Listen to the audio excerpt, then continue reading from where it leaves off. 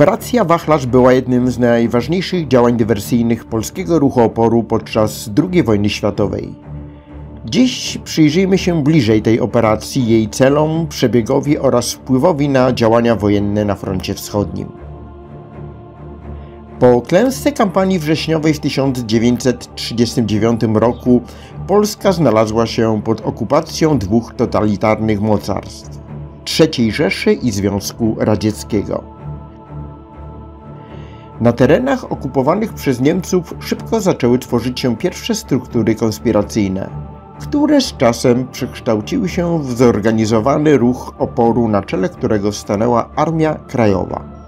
To właśnie ta organizacja stała się największą siłą zbrojną podziemia w okupowanej Europie.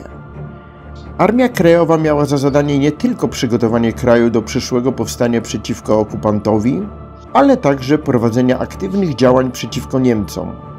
Były to zarówno działania wywiadowcze, jak i sabotażowe, które miały na celu osłabienie niemieckiej machiny wojennej. W 1941 roku po ataku Niemiec na Związek Radziecki w ramach operacji Barbarossa sytuacja na wschodnich terenach Polski uległa diametralnej zmianie. Niemcy szybko zajęli tereny, które wcześniej były okupowane przez Armię Radziecką.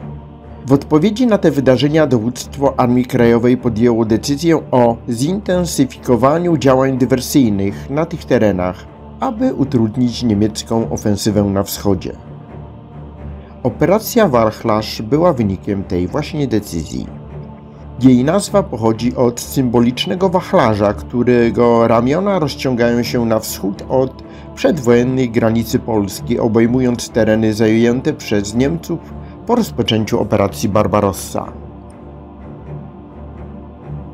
Głównym celem operacji było stworzenie sieci oddziałów dywersyjnych, które miały działać na tyłach wroga, zakłócając jego linie komunikacyjne i logistykę. Przygotowania do operacji Wachlarz trwały kilka miesięcy i były starannie zaplanowane przez dowództwo Armii Krajowej. Jej organizacją zajmował się specjalny sztab dywersji, który koordynował działania na poszczególnych odcinkach operacyjnych. Każdy z tych odcinków odpowiadał za określony region, gdzie miały być prowadzone działania sabotażowe. Struktura organizacyjna Wachlarza była niezwykle złożona. Na każdym odcinku działały tzw. odcinki dywersyjne, które miały swoje bazy, ludzi oraz środki potrzebne do przeprowadzenia operacji. Dowódcy poszczególnych odcinków mieli za zadanie rekrutację ludzi, organizowanie transportu, broni, amunicji i materiałów wybuchowych oraz planowanie konkretnych akcji. Każdy odcinek miał swoje specyficzne zadanie dostosowane do lokalnych warunków i potrzeb. Jednym z kluczowych elementów przygotowań było zapewnienie odpowiedniego przeszkolenia dla żołnierzy. Szkolenia odbywały się w ścisłej konspiracji z dala od oczu niemieckich służb bezpieczeństwa, takich jak Gestapo czy SS. Żołnierze Wachlarza byli szkoleni w zakresie dywersji, wysadzania torów kolejowych, mostów, a także w prowadzeniu działań partyzanckich. Było to niezbędne, aby mogli skutecznie przeprowadzać operacje sabotażowe na terenach wroga.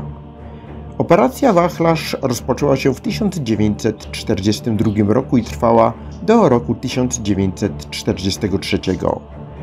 W tym czasie oddziały dywersji Armii Krajowej przeprowadziły szereg spektakularnych akcji sabotażowych na wschodnich terenach okupowanej Polski.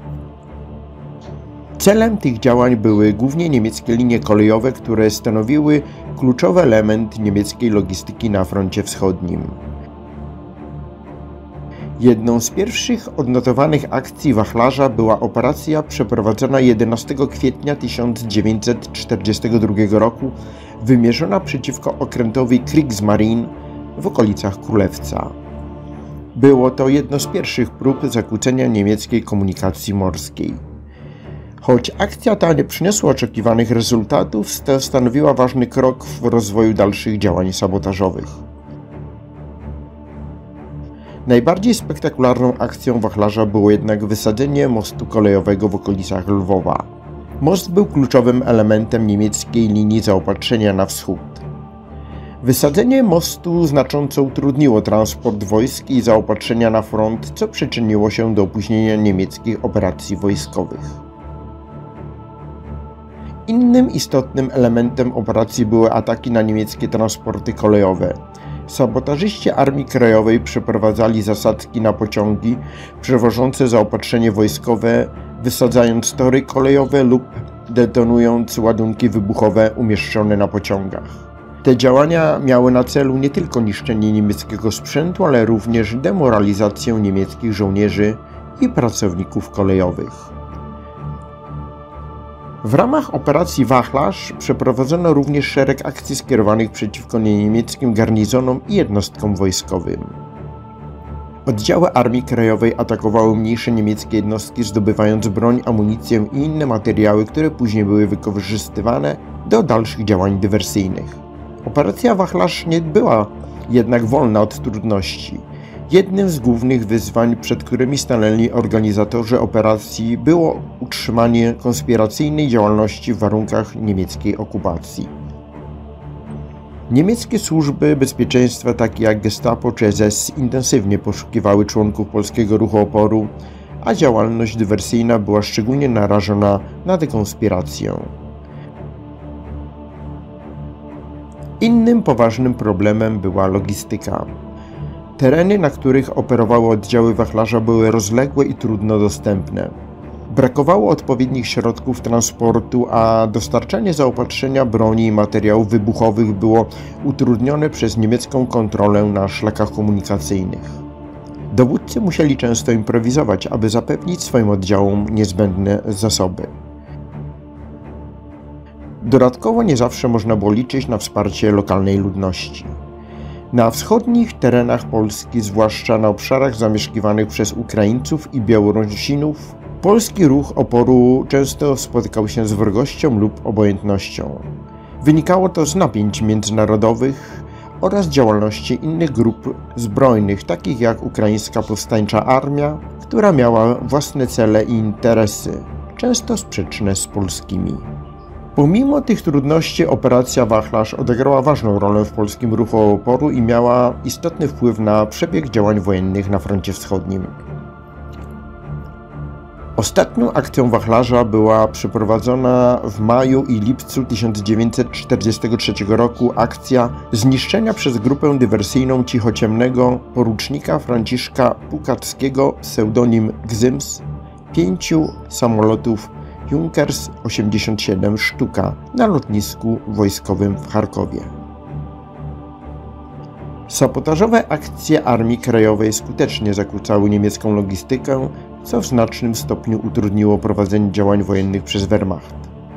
Po zakończeniu operacji Wachlarz oddziały Armii Krajowej kontynuowały swoje działania dywersyjne w innych rejonach, a doświadczenia zdobyte podczas tej operacji były wykorzystywane w kolejnych akcjach przeciwko niemieckiemu okupantowi. Wachlarz stał się symbolem polskiego oporu i walki o wolność, a jego uczestnicy zostali upamiętnieni jako bohaterowie walki o niepodległość. Operacja Wachlarz była jednym z najważniejszych działań dywersyjnych Armii Krajowej podczas II wojny światowej.